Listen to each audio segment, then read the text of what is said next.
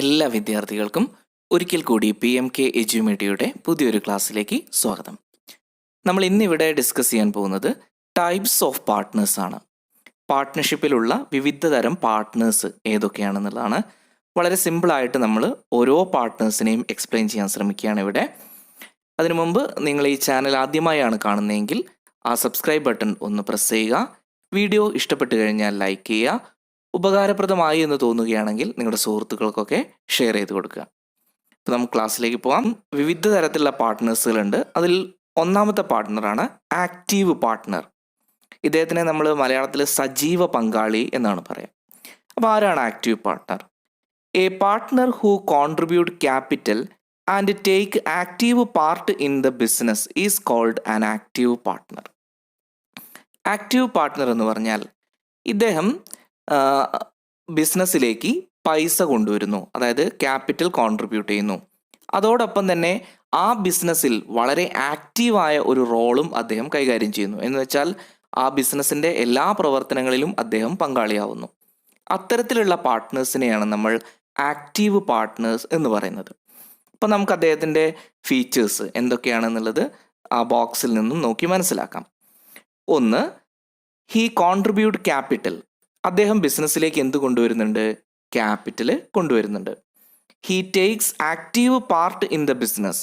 അതുമാത്രമല്ല, അദ്ദേഹം ആ ബിസിനസ്സിലെ ആക്റ്റീവ് പാർട്ട് എന്ത് ചെയ്യുന്നുണ്ട്? കൈകാര്യം ചെയ്യുന്നുണ്ട്. അതുപോലെ തന്നെ he manage and controls the business. അദ്ദേഹമായിരിക്കാം ഒരുപക്ഷെ ആ ബിസിനസ് മാനേജ് ചെയ്യുന്നതും കൺട്രോൾ ചെയ്യുന്നതും. ഹിസ് ലയബിലിറ്റി ഈസ് അൺലിമിറ്റഡ്. അദ്ദേഹത്തിൻ്റെ ബാധ്യത എന്താണ്? അൺലിമിറ്റഡ് ആണ്. അപ്പോൾ ഇത്തരത്തിലുള്ള പാർട്ട്നേഴ്സിനെയാണ് നമ്മൾ ആക്റ്റീവ് പാർട്ട്ണർ അഥവാ സജീവ പങ്കാളി എന്ന് പറയുന്നത്. അദ്ദേഹം കാശ് കൊണ്ടുവരുന്നതോടൊപ്പം തന്നെ ആ ബിസിനസ്സിൻ്റെ എല്ലാ പ്രവർത്തനങ്ങളിലും അംഗമാവുകയും ചെയ്യുന്നു. ഇനി രണ്ടാമത്തെ പാർട്ട്ണറാണ് സ്ലീപ്പിംഗ് ഓർ ഡോർമെന്റ് പാർട്ട്ണർ. നിഷ്ക്രിയ പങ്കാളി എന്നൊക്കെയാണ് പറയാം. അപ്പോൾ ആരാണ് ഈ സ്ലീപ്പിംഗ് പാർട്ട്ണർ അല്ലെങ്കിൽ ഡോർമാൻ പാർട്ട്ണർ എന്ന് നോക്കാം. Partner who do not take part in the day-to-day activities of the business is called sleeping partners. He contribute capital, share profits and losses, and he has unlimited liability. ഇവിടെ ഒരു partner അദ്ദേഹം ബിസിനസ്സിനകത്തേക്ക് contribute ചെയ്യുന്നു, എന്നാൽ ബിസിനസ്സിൻ്റെ ദൈനംദിന പ്രവർത്തനങ്ങളിൽ ഒന്നും അദ്ദേഹം പങ്കെടുക്കുന്നില്ല. അത്തരത്തിലുള്ള പാർട്ട്നേഴ്സിനെയാണ് നമ്മൾ സ്ലീപ്പിംഗ് പാർട്ട്ണർ ഓർ ഡോർമാൻ പാർട്ട്ണർ എന്ന് പറയുന്നത്. അദ്ദേഹം പ്രോഫിറ്റും ലോസും ഒക്കെ ഷെയർ ചെയ്യുന്നുണ്ട്, ക്യാപിറ്റൽ കോൺട്രിബ്യൂട്ട് ചെയ്യുന്നുണ്ട്, പക്ഷേ ബിസിനസ്സിൻ്റെ ദൈനംദിന പ്രവർത്തനങ്ങളിൽ അദ്ദേഹം എന്തായിക്കോളണമെന്നില്ല? പങ്കാളിയായിക്കോളണമെന്നില്ല. അപ്പം നമുക്ക് ആ ബോക്സിൽ നിന്നും അദ്ദേഹത്തിൻ്റെ ഫീച്ചേഴ്സ് നോക്കാം. ആദ്യം എന്താണ്? He contribute capital. അദ്ദേഹം ക്യാപിറ്റൽ കോൺട്രിബ്യൂട്ട് ചെയ്യുന്നുണ്ട്. He share profit and losses. ലാഭവും നഷ്ടവും അദ്ദേഹം ഷെയർ ചെയ്യുന്നുണ്ട്. He is not known to the public. പൊതുജനങ്ങൾക്ക് ഒരുപക്ഷെ ഇദ്ദേഹം ആ ബിസിനസ് സ്ഥാപനത്തിൽ പാർട്ട്ണറാണോ എന്ന് അറിയുണ്ടാവില്ല. His liability is unlimited. അദ്ദേഹത്തിൻ്റെ ബാധ്യത എന്താണ്? അൺലിമിറ്റഡ് ആണ്. He does not take part in the day to day activities. അദ്ദേഹം ബിസിനസ്സിൻ്റെ ദൈനംദിനപരമായിട്ടുള്ള കാര്യങ്ങളിൽ ഇടപെടുന്നില്ല. അപ്പോൾ അത്തരത്തിലുള്ള പാർട്ട്ണറെയാണ് നമ്മൾ സ്ലീപ്പിംഗ് പാർട്ട്ണർ എന്ന് പറയുന്നത്. ഇനി അടുത്ത പാർട്ട്ണറെ നോക്കൂ. സീക്രട്ട് പാർട്ട്ണർ അഥവാ രഹസ്യ പങ്കാളി. A secret partner is one whose association with the firm is unknown to the general public. അതായത് ഒരു വ്യക്തി ബിസിനസ്സിൽ ഉണ്ട് അല്ലെങ്കിൽ പാർട്ട്ണർഷിപ്പിൽ ഉണ്ട് എന്ന് പൊതുജനങ്ങൾ അറിയാതെ സ്വകാര്യമായി ഒരു പാർട്ട്ണർഷിപ്പിൽ അംഗമാവുന്ന ആളെയാണ് നമ്മൾ സീക്രട്ട് പാർട്ട്ണർ അഥവാ രഹസ്യ പങ്കാളി എന്ന് പറയുന്നത്. അപ്പം നമുക്ക് അദ്ദേഹത്തിൻ്റെ ഫീച്ചേഴ്സ് എന്തൊക്കെയാണെന്ന് നോക്കാം. He is unknown to the general public. പൊതുജനങ്ങൾക്ക് അദ്ദേഹത്തിനെ അറിയണ്ടാവുകയില്ല. എന്ന് വെച്ചാൽ അദ്ദേഹം അങ്ങനെ ഒരു പാർട്ട്ണർഷിപ്പിൽ അംഗമാണ് എന്ന് പൊതുജനങ്ങൾക്ക് അറിയില്ല. അതുമാത്രമല്ല, takes part in the management. ആ ബിസിനസ്സിൻ്റെ മാനേജ്മെൻറ്റിൽ ഒരു പാർട്ട് അല്ലെങ്കിൽ അദ്ദേഹം അതിൽ ആക്റ്റീവായിരിക്കും. ആ മാനേജ്മെൻറ്റ് കാര്യങ്ങളിലൊക്കെ അദ്ദേഹം ആക്റ്റീവായിരിക്കും. Shares its profit and losses. ആ ബിസിനസ് സ്ഥാപനത്തിൻ്റെ പ്രോഫിറ്റും ലോസും ഒക്കെ അദ്ദേഹം എന്ത് ചെയ്യുന്നുണ്ട്? ഷെയർ ചെയ്യുന്നുണ്ട്. He contributes capital. അദ്ദേഹം എന്ത് ചെയ്യുന്നുണ്ട്? ക്യാപിറ്റൽ കോൺട്രിബ്യൂട്ട് ചെയ്യുന്നുണ്ട്. His liability is unlimited. പൊതുജനങ്ങൾക്ക് അറിയില്ലെങ്കിലും അദ്ദേഹത്തിൻ്റെ ബാധ്യത എന്താണ്? അൺലിമിറ്റഡ് ആണ്. അപ്പം അത്തരത്തിലുള്ള പാർട്ട്ണറെയാണ് നമ്മൾ സീക്രട്ട് പാർട്ട്ണർ അഥവാ രഹസ്യ പങ്കാളി എന്ന് പറയുന്നത്. ഇനി അടുത്ത പാർട്ട്ണറാണ് നോമിനൽ ഓർ ഓസ്റ്റൻസിബിൾ പാർട്ട്ണർ. അപ്പോൾ ആരാണ് നോമിനൽ ഓർ ഓസ്റ്റൻസിബിൾ പാർട്ട്ണർ എന്ന് പറഞ്ഞാൽ? മലയാളത്തിൽ നമ്മൾ നാമമാത്ര പങ്കാളി എന്നാണ് പറയാം. A nominal partner neither contributes capital nor takes any active part in the management of the business. He simply lent his name to the firm, but he is liable to third parties for all the debt of the firm. നാമമാത്ര പങ്കാളി എന്ന് പറഞ്ഞാൽ ഇദ്ദേഹം ബിസിനസ്സിനകത്തേക്ക് capital ഒന്നും contribute ചെയ്യുന്നില്ല. അതുമാത്രമല്ല, അദ്ദേഹം ആ ബിസിനസ്സിൻ്റെ ഒരു പ്രവർത്തനങ്ങളിലും ആക്റ്റീവ് ആവുന്നുമില്ല. മറിച്ച് അദ്ദേഹത്തിൻ്റെ പേരോ പ്രശസ്തിയോ ബിസിനസ്സിന് വേണ്ടി ഉപയോഗപ്പെടുത്തുകയാണ് ചെയ്യുന്നത്. ഇപ്പോൾ ഒരാളുടെ പേര് പറയാണ്, ആ വ്യക്തി ആ ബിസിനസ് സ്ഥാപനത്തിലുണ്ട് അല്ലെങ്കിൽ അദ്ദേഹം പാർട്ട്ണറാണ് എന്ന് പറയുകയാണ്. ആ ഒരു പേര് കൊണ്ട് മാത്രം പങ്കാളിയാവുന്നതിനെയാണ് നമ്മൾ നോമിനൽ ഓർ ഓസ്റ്റൻസിബിൾ പാർട്ട്ണർ എന്ന് പറയുന്നത്. അപ്പം അദ്ദേഹത്തിൻ്റെ ഫീച്ചേഴ്സ് നമുക്ക് നോക്കാം. നൈദർ കോൺട്രിബ്യൂട്ട്സ് ക്യാപിറ്റൽ, അദ്ദേഹം എന്ത് കോൺട്രിബ്യൂട്ട് ചെയ്യുന്നില്ല? ക്യാപിറ്റൽ കോൺട്രിബ്യൂട്ട് ചെയ്യുന്നില്ല, പണം ഒന്നും ഇറക്കുന്നില്ല അദ്ദേഹം. Not take any active part in the management, ബിസിനസ്സിൻ്റെ മാനേജ്മെൻറ്റിൽ അദ്ദേഹം ഒരു ആക്റ്റീവ് പാർട്ടും കൈകാര്യം ചെയ്യുന്നില്ല. His reputation may be benefited to the firm, അദ്ദേഹത്തിൻ്റെ റെപ്യൂട്ടേഷനാണ് ആ ബിസിനസ് സ്ഥാപനത്തിന് ആവശ്യം. അപ്പോൾ അദ്ദേഹത്തിൻ്റെ ആ ഒരു റെപ്യൂട്ടേഷൻ മാത്രമാണ് അദ്ദേഹം ആ സ്ഥാപനത്തിന് വിട്ടു നൽകുന്നത്. He is liable to third parties, ഇവിടെ പ്രത്യേകം ശ്രദ്ധിക്കുക, അദ്ദേഹം തേർഡ് പാർട്ടിയോട് ലയബിൾ ആണ്. തേർഡ് പാർട്ടി എന്ന് പറഞ്ഞാൽ അദ്ദേഹത്തിനെ വിശ്വസിച്ച് ആരെങ്കിലും ആ ബിസിനസ് പാർട്ട്ണർഷിപ്പിൽ പണം മുടക്കി കഴിഞ്ഞാൽ അവർക്കുണ്ടാവുന്ന ഏതൊരു നഷ്ടത്തിനും ആര് ഉത്തരവാദിയാണ്? ഈ വ്യക്തി ഉത്തരവാദിയാണ്. അപ്പോൾ അത് പ്രത്യേകം ശ്രദ്ധിക്കുക. അപ്പോൾ ഇങ്ങനെ ഉള്ള പാർട്ട്നേഴ്സിനെയാണ് നമ്മൾ നോമിനൽ ഓർ ഓസ്റ്റൻസിബിൾ പാർട്ട്ണർ എന്ന് പറയുന്നത്. ഇനി അടുത്ത പാർട്ട്ണറാണ് പാർട്ട്ണർ ബൈ എസ്റ്റോപ്പൽസ്, അതായത് പങ്കാളി എന്ന് നടിക്കുന്ന ആൾ. അതാരാ അങ്ങനെ പറഞ്ഞാൽ? പങ്കാളി എന്ന് നടിക്കുന്ന ആളെന്ന് പറഞ്ഞാൽ, if a partner by his talk or action given an impression to third parties that he is a partner, then he is known as partner by estoppels. അതായത് ഒരു വ്യക്തി അദ്ദേഹത്തിൻ്റെ പ്രവൃത്തിയിലും സംസാരത്തിലുമൊക്കെ അദ്ദേഹം ഏതോ ഒരു പാർട്ട്ണർഷിപ്പിലെ അംഗമാണ് എന്ന് ഒരു തേർഡ് പാർട്ടിക്ക് തോന്നുകയാണ്. അങ്ങനെ പെരുമാറുന്ന വ്യക്തിയെയാണ് നമ്മൾ പാർട്ട്ണർ ബൈ എസ്റ്റോപ്പൽ എന്ന് പറയുന്നത്. ഇപ്പോൾ നമുക്ക് അദ്ദേഹത്തിൻ്റെ ഫീച്ചേഴ്സ് എന്തൊക്കെയാണെന്ന് നോക്കാം. Does not participate in the management, അദ്ദേഹം മാനേജ്മെൻറ്റിൽ പാർട്ടിസിപ്പേറ്റ് ചെയ്യുന്നില്ല.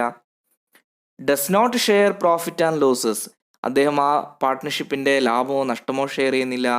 ഡസ് നോട്ട് കോൺട്രിബ്യൂട്ട് ക്യാപിറ്റൽ, അദ്ദേഹം ക്യാപിറ്റൽ കോൺട്രിബ്യൂട്ട് ചെയ്യുന്നില്ല. He is liable to third parties, എന്നാൽ അദ്ദേഹം തേർഡ് പാർട്ടിയോട് എന്താണ്? ലയബിൾ ആണ്. കാരണം അദ്ദേഹത്തിൻ്റെ പ്രവൃത്തിയാൽ ഏതെങ്കിലും ഒരു വ്യക്തിക്ക് ആ പാർട്ട്ണർഷിപ്പിൽ എന്തെങ്കിലും തരത്തിലുള്ള നഷ്ടമോ അല്ലെങ്കിൽ ലയബിലിറ്റിയോ വന്നു ചേർന്നാൽ അതിനാര് ഉത്തരവാദിയാണ്? ഈ പാർട്ട്ണർ ബൈ എസ്റ്റോപ്പൽ ഉത്തരവാദിയാണ്. അപ്പം അങ്ങനെ ഉള്ള പാർട്ട്നേഴ്സിനെയാണ് നമ്മൾ പാർട്ട്ണർ ബൈ എസ്റ്റോപ്പൽ എന്ന് പറയുന്നത്. ഇനി അടുത്ത പാർട്ട്ണറാണ് പാർട്ട്ണർ ബൈ ഹോൾഡിംഗ് ഔട്ട്, അതായത് പങ്കാളിത്തം നിഷേധിക്കാൻ പറ്റാത്ത ആൾ. അപ്പോൾ ആരാണ് ഈ പാർട്ട്ണർ ബൈ ഹോൾഡിംഗ് ഔട്ട് എന്ന് പറഞ്ഞാൽ?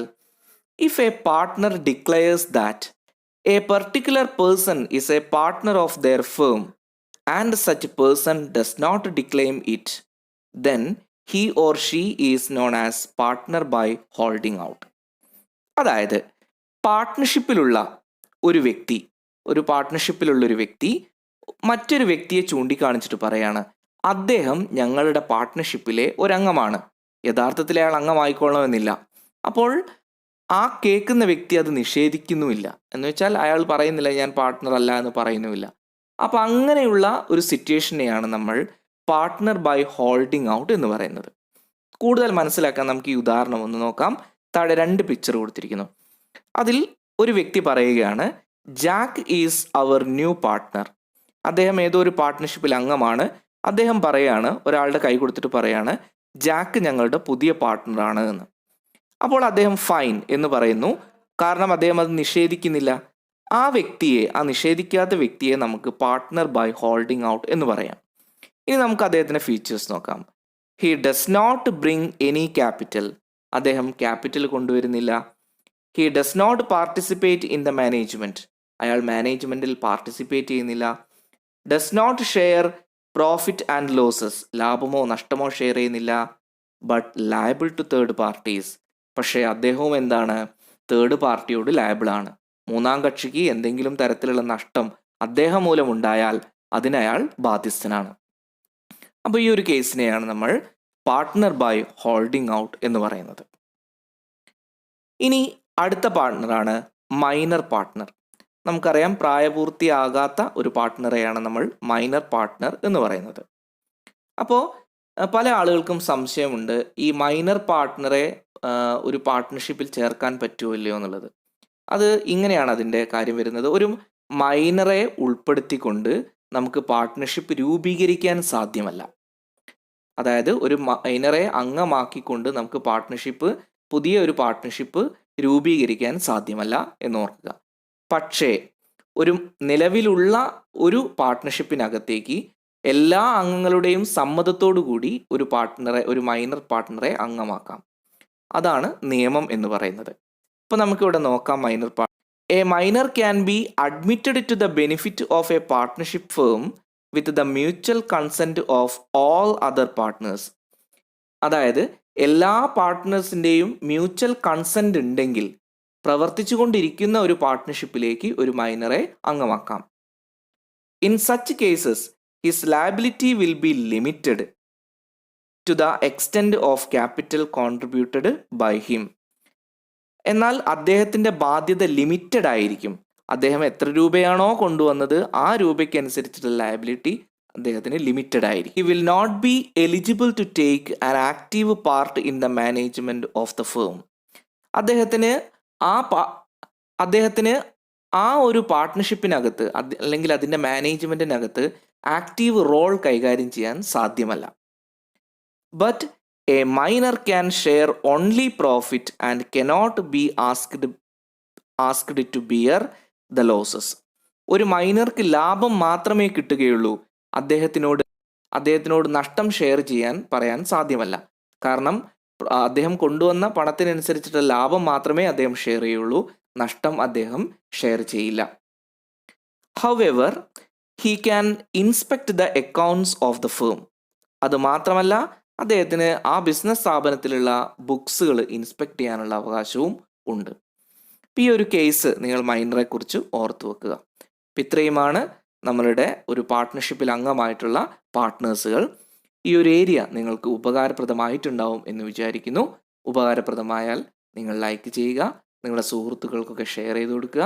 ഈ ചാനൽ സബ്സ്ക്രൈബ് ചെയ്ത് സപ്പോർട്ട് ചെയ്യുക.